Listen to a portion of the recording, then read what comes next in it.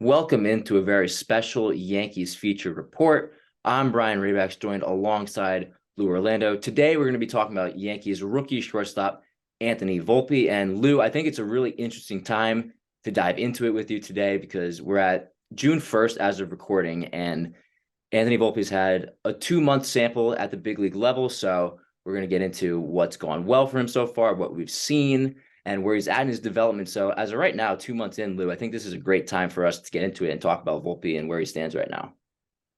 Absolutely. I think this is kind of like the first benchmark you give for rookies. I think first months, too small of a sample size for months can be really good. They can be really bad. So I think you give them 2 full months, and that this is kind of like the first check-in point about like where we can actually kind of start judging them and kind of taking a little bit of the band off and being like objective about how they're doing. Volpe has played in about 57 games so far this season. And before we get into all of what we've seen from him so far in 2023, it's worth noting what has gotten him to this point. He was one of the Yankees' most highly touted prospects in their system for quite some time. He came out of New Jersey. They drafted him 30th overall in the 2019 draft. And from there, he was able to make his way up through the minor league system and got an invite to spring training in 2023 where he killed it. He hit 309, a 1033 OPS, and won the starting shortstop role. And he's played there ever since. So far this season, it's been up and down for him. He's struggled a little bit, hitting 194, 631 OPS with 8 homers, 24 RBIs, and 13 stolen bases. So, Lou, I'll just start with the question of where do you think he is in his development right now, and how do you overall assess his first 2 months at the major league level? I think he's an incomplete ball player. I think you mentioned what we were going to talk about earlier in the sense of like what's going well, what's not going well. What's going well is the base running, and what needs work, what's kind of not going well is everything else. And I think part of that is a little bit to be expected, right? Like I don't think you expected him to come out and to be a complete hitter, to be a complete fielder, but you're seeing stuff on hitting and fielding wise that I think you go, that's not good. Like that needs work. That clearly needs to get better, not just this year, but in future years. I think the one thing you point at and you look at and you say, hey, not only is that MLB ready, that's like above average for MLB, it's the base running. 13 for 13 stolen bases. He's got that little hop step lead that they're teaching down in the Yankees minor league systems. We have quotes from Boone talking about He's just a great base runner.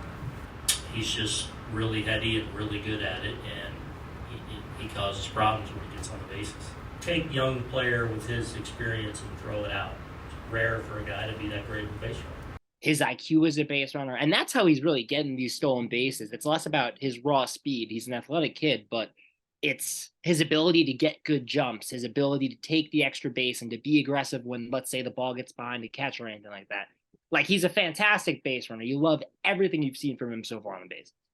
The base running's been one of his highlights, obviously, as you mentioned. And that was kind of one of the things that was so impressive about him from the Yankees brass when he was coming up in the minor leagues. You know, he had 33 stolen bases in his 2021 season in the minors, which, by the way, during that 2021 season, the Yankees probably saw that and were really impressed with it, considering what the whole issues that 2021 team had. So they were excited to get him at the big league level. And I think it's Yeah, we great. don't know. There was a time where the Yankees hated stealing bases. They didn't believe in it. Now they've come around on it. So Yeah, maybe in they've come 2020, they're around like, on oh, we that. got to And trade this kid. with Volpe, he's been a weapon on the bases, and he's shown that when he's able to get on base, he can help them in a lot of ways. It throws off the focus of the pitcher, and now the pitcher has a lot of things to deal with. Now they have to do with Volpe on base. The pitch clock's another big thing. So I think in the circumstances, Volpe has done really well on the bases, but the issue is, as you mentioned, he hasn't really been able to get on base at a consistent clip as of late. And they've tried him out in the leadoff spot a couple of times right at the top of the order, but didn't have a ton of success there. I think he's solid as a bottom of the order guy, but ultimately he's done well on base, but it just comes down to him getting on base, which he hasn't really been able to do. And his month of May, he really struggled in that department. He had a 223 on base percentage in May, and that's not really going to get the job done. So the base running, it's been great, but in order to be a weapon on the bases, you have to be able to get on base, which we haven't seen as of late, Lou. Right. So we're kind of shifting into the hitting conversation. You want to look at his stats through the first 2 months: 194 batting average, 272 on base percentage, 630 OPS, 73 OPS plus, so 27% worse than league average.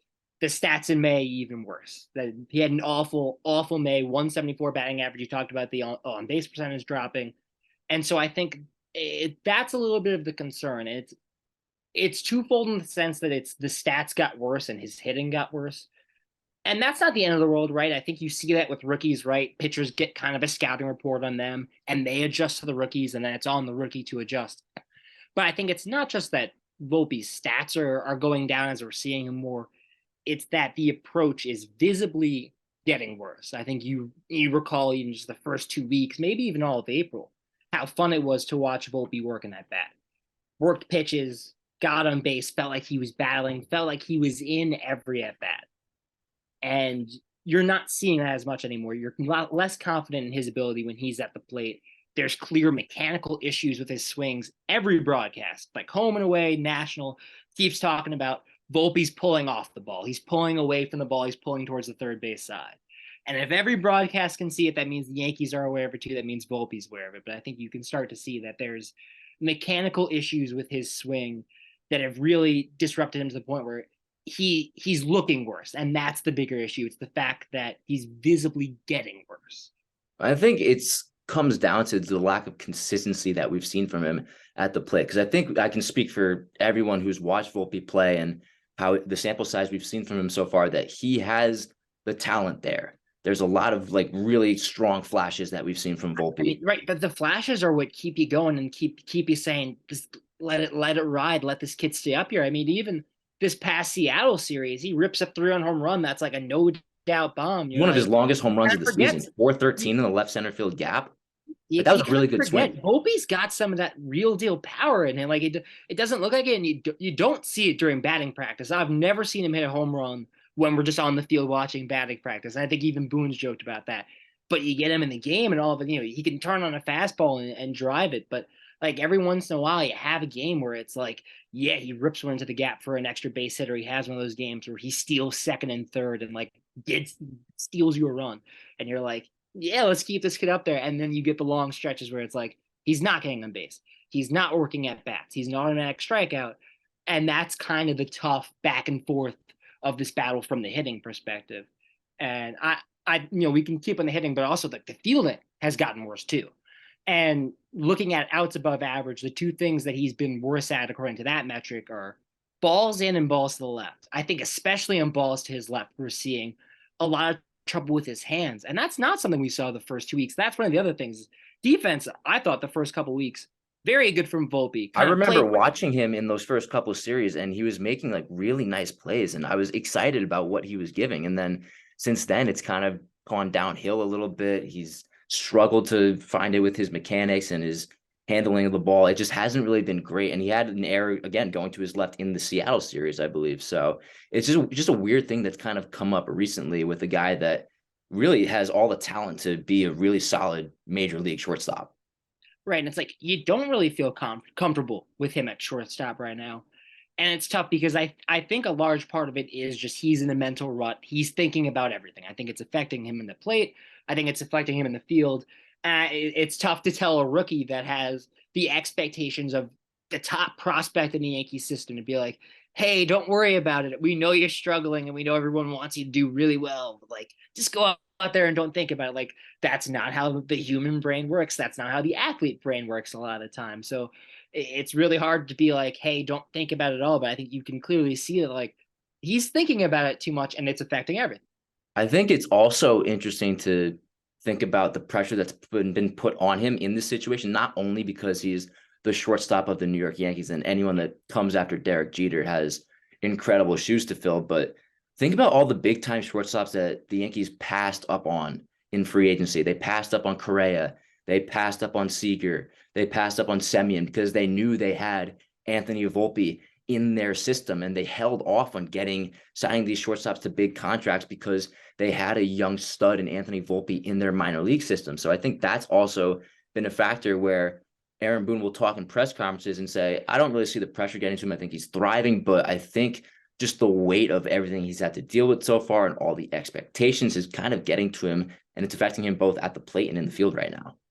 I mean, when's the last time the Yankees called up a top prospect at the beginning on opening day and said he's going to be our starter? Because I can't remember it since It's I been a really long time because Glaber got called up in late April, early May, and a lot of that was because of right. service time manipulation. But And Andujar got called up because of an injury to Brandon Drury, so he wasn't even supposed to be up there that early. He ended up being up there like the first couple of weeks. Judge first Opening got called day, up in August in 2016. right? I guess maybe the closest comp though could be Judge in 2017 when he made the roster opening day. But Mhm. even then, it wasn't like, hey, he's going to be our starter. Like there was not the fanfare around it that there has been with Volpe. Volpe's one of the top Yankees prospects the last 20 years. Like, listen, you can go through the list of the Yankees prospects right now. Volpe's the guy that the Yankees are banking on. There's a ton of pressure on him.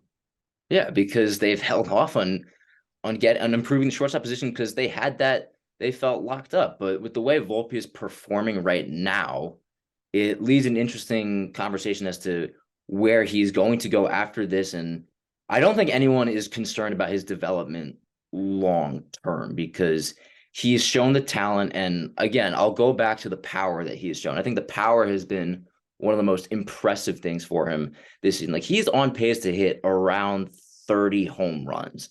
And I think when you have a shortstop who's done that, and no Yankee shortstop in history has ever hit 30 home runs in this season. Didi has the record with around 25 or 27 in franchise history.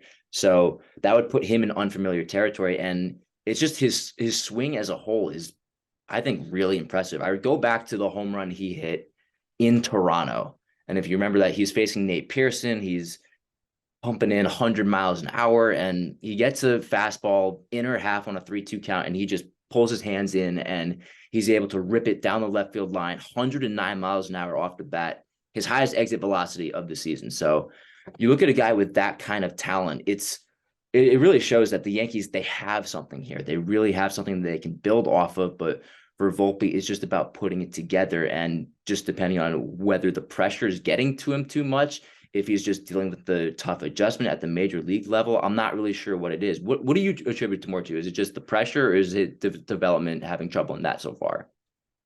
I think it's tough to make adjustments at the major league level. I think you can point to a lot of specific things with Volpe. I think there are still clear holes in his swing. He can't really hit the high fastball. Like I pulled that up on Baseball Savant, and when he's seeing Great a site, by the fastball, way. great, love the website.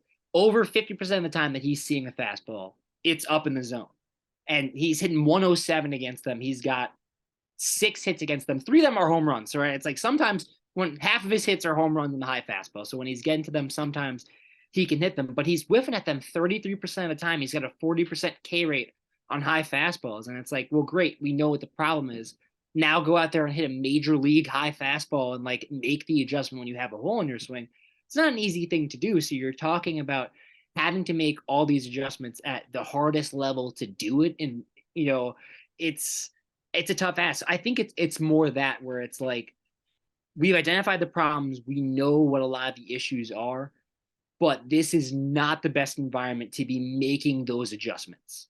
And I feel like pitchers as of late have been a lot more inclined to attack Volpe. I mean, we know that with Judge and Rizzo in the lineup that pitchers are going to try to do their best to lay off of those guys. And they seem to be attacking Volpe a lot more because his walk rate from April compared to May has gone down considerably. It was around 15% in April, and in May it was 4.5%. So he's walking less and he's striking out more. I think pitchers kind of figured out the way to strike Volpe out. And I think, you attack him up and then you can kind of get him to those 0-2 counts quick. And then you can kind of throw your major league off-speed pitches. And it's like a lot of hitters are going to struggle with the slider away or struggle with a lot of that stuff, right? So it's like they're doing a really good job of getting him into vulnerable counts to the point where you don't feel comfortable with Volpe in an 0-2 count or a 2-strike count. And I remember seeing a 2-strike count, you go, this is probably going to be a strikeout. And Boone was saying it recently, one of the last times I was there in his post game. He said, I think Volpe is just finding himself behind in the count a little too much, which is kind of what you just alluded to there, where he's struggling behind in the count and then he's striking out a lot more. So that's a facet of his game that has kind of suffered a little bit especially in the month of May, but also the pitchers are attacking him because they know that the weapon he is on the bases, and to keep him off the bases would be huge. You're limiting a bunch of stolen bases, and he had a lot of stolen bases in April, and then going to May, I think he had only 5. So when you look at that, he's been off base a lot more. The pitchers have been attacking him and kind of exposed the stuff in his game that he needs to work on, which is consistency of contact. And we know he has the power and the tools. It's just about consistently doing it. You look at his expected batting average, his expected weighted on base average, and his expected slugging percentage. They're all in the lower percentiles of the league. So when he makes contact, he's been great, but it's just the quality of contact and making consistent, I think, is the big thing for him to put together if he's going to have a lot of success at this major league level. And, I think as we get one of the things that we're going to end up getting into with this conversation, I think that it naturally takes itself here is kind of twofold. It's, do you send Volpe down, and was it a mistake to call Volpe up and have him start opening day? Well, let's talk about the spring training decision right now, because the Yankees had they had a bunch of different ways they could go. But I think the one lane that they could not go is putting Isaiah Kiner-Falefa back at shortstop. That was the one way they couldn't go. And I think coming into spring training, it was more than likely that Oswald Peraza was going to be the shortstop coming to the year. But then you look at the spring Volpe had, he had a 1. OPS in spring training, and Peraza struggled a little bit and dealt with an injury. And Volpe seemed like the set guy to go to after they had a full sample in spring training. So I know he hasn't progressed in the way you would want to in the first 2 months, but without using what we know now, I think going back to spring training, it had to be Volpe in that spot. Oh, even now, I have no problem. I have no qualms with the decision that they made. Beyond the fact that if you didn't make the decision, fans were going to riot outside Yankee Stadium potentially. Listen, if you make it a competition, Volpe won the competition. You look at his stats in spring training, it's a no-brainer. But I think even when you talk about, where you can make a really strong case for Peraza because he had been up last year as well, and he had kind of gotten some of that time. But listen, now we have a valuable sample from Volpe, and you kind of needed to see this. What if he had a Glaber first 2 months, right? We'd be up. It'd be great. We'd be celebrating. You had to give him that chance to have those couple months. He struggled a little bit. It happens with rookie players. You don't regret the decision at all. I think they made the right decision. And I still think there could have been a case to be made for Peraza, but with the way where Volpe was going and his stats in spring training, I think it had to be him. And it's not like all right, I'll say this: Volpe had 2 weeks of experience in AAA, right? So so with that, it's not like even more time in AAA. It's kind of tough for me to kill you a little bit, but I'm glad that they put faith in Volpe and they gave him the opportunity to start from day one. And that was a big thing. Would just have faith in your young guys. You've already had enough faith in Volpe to not get the shortstops that have come along in free agency. So I think establishing that faith in him at the start of the season was big. And like you alluded to, it's not like he skipped out on AAA entirely. He had a really strong AA season, and then in September he got called up to AAA and had some flashes there. But then again, when you're having the success you're having in spring training, and even at the end of spring training, he had the game against the Twins where Pablo Lopez pitched, and Lopez, the season he's having right now, has been really spectacular. And the fact that Volpe was able to make adjustments against him, like we were saying, and then Lopez even himself after the game comes out and says, hey, this Volpe guy is making really strong adjustments. He's got a really bright future. So when you have that on your hands, I think Volpe, the sky was the limit for him, and he hasn't seen that. But through his progression through the minor leagues, I think everything was kind of making its way towards Volpe being on this team in the 2023 season. Right. Now, all of that can be true, and I think I can still say that I think the Yankees should entertain sending him down now, because you have enough of a sample size where I think it's a conversation. I think it's a conversation that takes us into dangerous waters, because I don't think the conversation is not send Volpe down because he's not an all-star, because he's not a rookie of the year. That's not what we're saying. No, that's not the point of this conversation. It's not even send him down because his numbers are bad necessarily. It's more send him down when you get to the point that his development is getting stunted. That's when you reach the point of, hey, do we send him down? Is it better for him and his career, not just this year, but future years, right? This is your future guy. If you send him down and let him make adjustments now, let him get reset. That's kind of where I fall on it. And I think when you look at Oswald Peraza, who's hitting 347 with a 1. OPS in AAA and has done it at the major leagues, I don't think that's a bad swap to make. You see if Peraza can stay hot at the big leagues, and you let Volpe reset. And once he gets reset, once he fixes whatever he has to do mechanically on both sides of the ball, then I think you say, hey, come back up. Because there's a lot that Volpe can do to help this team. Listen, like losing his speed and all that base running stuff that we talked about, yeah, it's going to hurt. But they have other guys. Like Greg Allen can do stuff on the base pass until we get Volpe back. Like, I'd rather get a more complete, fixed Anthony Volpe who will benefit his career from making adjustments now than him hurting his development, staying up here, continuing to struggle, losing confidence. That's kind of where I'm at right now. See, I kind of keep going back and forth on this because I get what you're saying with the whole he could lose confidence if he keeps struggling at the big league level, but what's he going to do to his confidence if he gets sent down to AAA? That's what I'm kind of worried about. He has 2 months at the big league level. It hasn't worked out. And then if the Yankees if they just tell him it hasn't worked out here, we want you to develop more, go down to AAA, I think that could hurt a young kid's confidence too, because I mean, we haven't seen a top prospect like Volpe in recent memory. And the top prospects that did come up, Judge, in 2017, he excelled. When you look at Glaber and his time up, he was really, really solid. And you didn't have these conversations where guys were struggling at the start of the year. So it's kind of unfamiliar territory for the Yankees. And it does put them in a tough spot because with past years, it could have just been, we don't have anyone else. Let's just ride Volpe out and see what he has. But the issue is they do have somebody else. They have Oswald Peraza in AAA, who's tearing the cover off the ball, 5 homers in his last 7 games. He's been doing really well, despite the tumultuous season he's had, where he's been up and down from the majors, thought he was starting at the start of the year.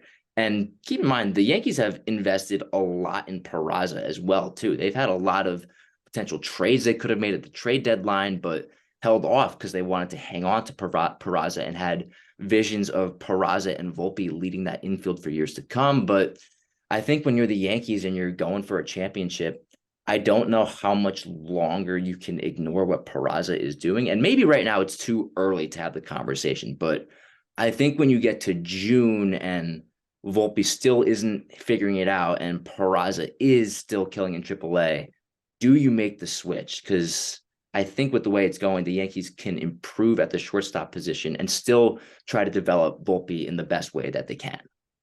Well, it's funny you talked about like the Yankees envision this future with Peraza and Volpe, because I think it's very funny to look at how they've treated the two of them and how different it is. They've treated Volpe like a top prospect. They have not treated Peraza like a prize prospect at all.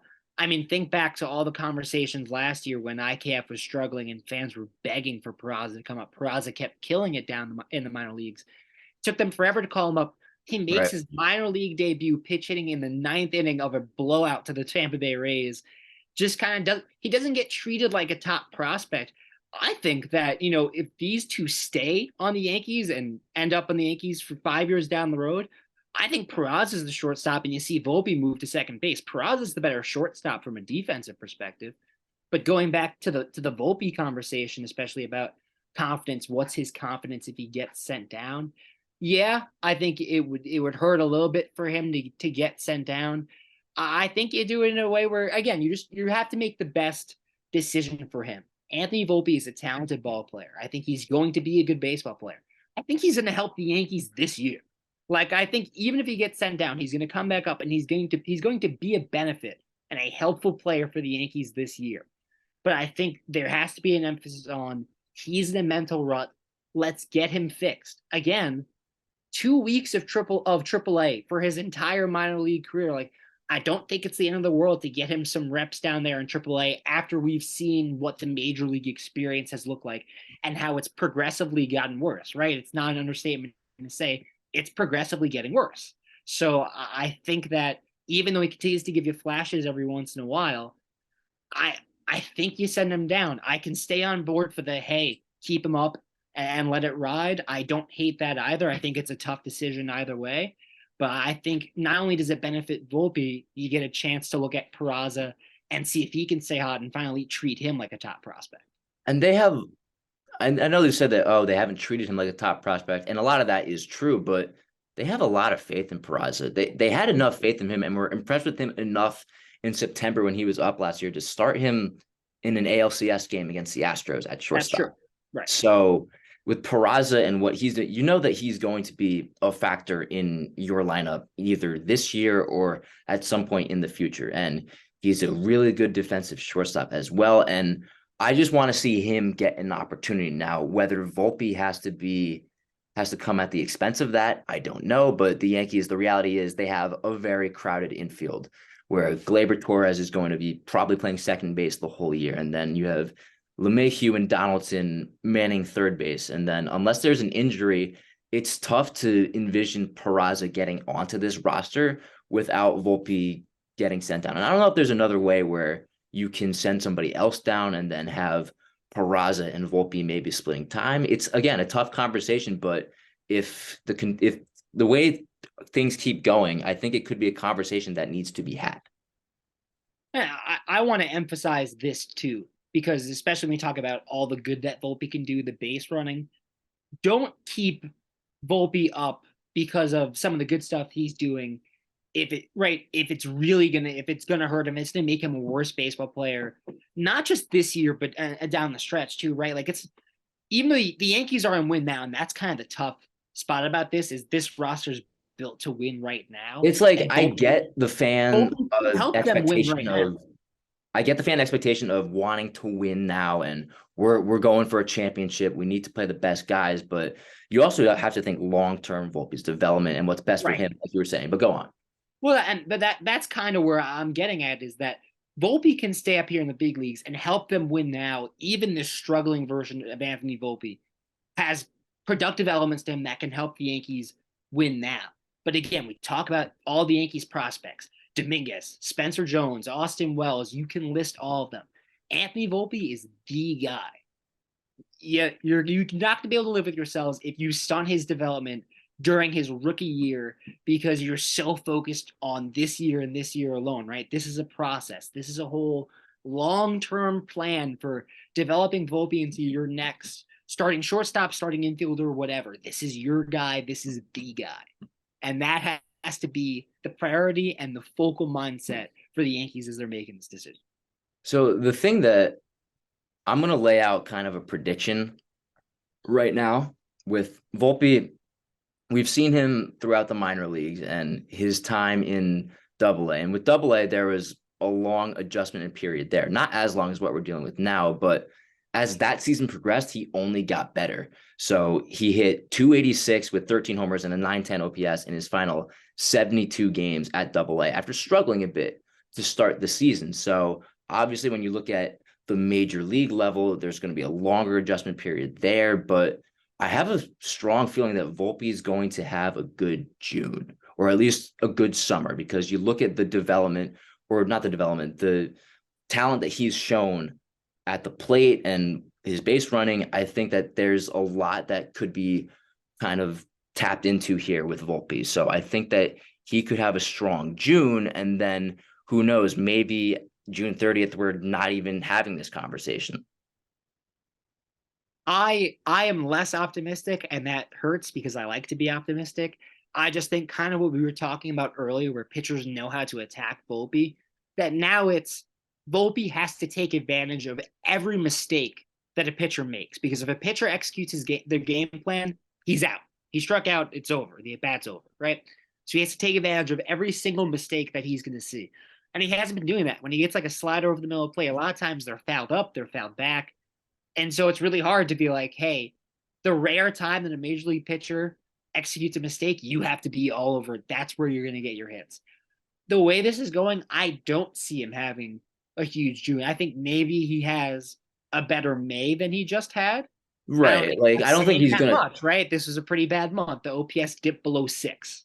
Yeah. So I think we could see the OPS get back above 6 for June. I don't think that we're seeing the turnaround we saw in the minor leagues yet, because I think there are such flaws in his mechanics right now. And we haven't, again, going back to what recent prospects have done when they come up to the major league level. Like Gleyber Torres was For great. me, is the gold standard. Like He that was excelled in AAA and then came up to the big league level and was almost just as good. And Judge had a weird first couple of months, but it was a different story with the Yankees. That Yankee team was rebuilding. And then in 2017, he killed it. And even you look at Gary Sanchez's first time up in the big leagues, he was tearing the cover off the ball. So we haven't really seen a prospect like Volpe come up and struggle. So it's unfamiliar territory. And I think it's an interesting conversation to be had as to what they do with him and his development in the future. And then you look at Peraza too, and what he's doing. Is he going to be a factor to the Yankees going forward? That's going to be an interesting conversation. But I like what we've touched up now on Lou with his development, what he's done well, and then going back to a conversation that the Yankees are going to possibly need to have if things stay the way that they are. Yeah, you mentioned the Glaber thing, right? I think that Glaber Torres is one of the greatest. Like, that's one of the coolest, like, rookie stories. Guy gets called up as an all-star in 2 months. When we talked about our expectations for Volpe, like, I don't even think we were throwing out stats that much because he didn't even want to go there, right? I think I said my ceiling was Glaber Torres, guy at the bottom of the order, hitting an 800 OPS. That was the dream. But I don't, like, that's not what I needed. I'm not looking at stats necessarily. It's about vibes. And right, the vibes aren't there because now, right, the at bats, the way the at bats look right now aren't there. So it's less about the stats and it's more about how it looks, how it feels. Well, I think this is a good point to leave off, and we'll look forward to seeing what Volpe is going to do in his rest of his time. But that's going to do it for here. So from Brian Rabacs and Lou Orlando, thank you so much for listening to this Yankee feature report for WFUV Sports.